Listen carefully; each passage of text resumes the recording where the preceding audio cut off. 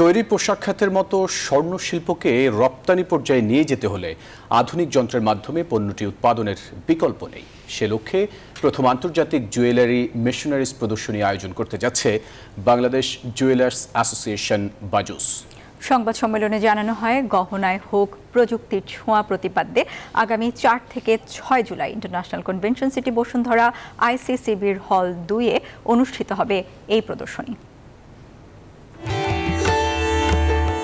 কারিগরের সুনিপুণ হাতের ছোঁয়ায় সুপ্রাচীন কাল থেকে দেশে তৈরি হয় বাহারি গহনা। স্বর্ণশিল্পে দিনবদলের স্বপ্নযাত্রায় নেতৃত্ব দিচ্ছে বাংলাদেশ জুয়েলার্স অ্যাসোসিয়েশন বাজুস।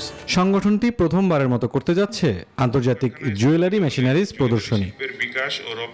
প্রদর্শনীর বিস্তারিত তুলে ধরতে সোমবার দুপুরে রাজধানীর বসুন্ধরা সিটি শপিং কমপ্লেক্সে সংবাদ সম্মেলন করে বাজুস। আয়োজকরা বলেন, দেশে জুয়েলারি কারখানা গড়ে তুলতে পারলে রপ্তানি আয়ের পাশাপাশি সৃষ্টি হবে কর্মসংস্থানেরও। স্বর্ণের সেক্টরটাকে যদি আমরা এই গার্মেন্টস পর্যায়ে নিয়ে যেতে পারি, তাহলে আমাদের দেশে বিদেশি স্বর্ণ মুদ্রা উপার্জন হবে। মেশিনারিজ প্রদর্শনীটা এই কারণেই বাংলাদেশের ছোট বড় আমরা জুয়েলারি ইন্ডাস্ট্রি গড়ে তুলব, অর্থাৎ অলংকার ফ্যাক্টরি।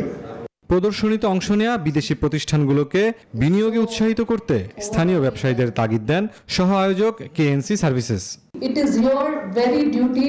প্রথমবার আয়োজনেই 10টি দেশের 30 প্রতিষ্ঠান অংশ নেওয়া একটি বড় অর্জন। এখন স্থানীয় ব্যবসায়ীদের কাজ হলো এখানে কারখানা স্থাপন ও বিনিয়োগে বিদেশিদের আগ্রহী করে তোলা। সাংবাদিকদের প্রশ্নের উত্তরে বাজুস জানায়, স্বর্ণালংকার রপ্তানি করতে হলে যন্ত্রের মাধ্যমে উৎপাদনের বিকল্প নেই।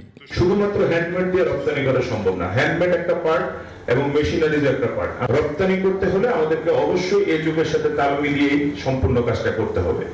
3 দিনব্যাপী প্রদর্শনীটি শেষ হবে 6 জুলাই। প্রতিদিন বেলা 11টা থেকে চলবে সন্ধ্যা 7টা পর্যন্ত। থাকছে সবার জন্য উন্মুক্ত। প্রিয় সাংবাদিক বন্ধুরা, মুরসালিন হক জুনায়েদ, নিউজ 24, ঢাকা।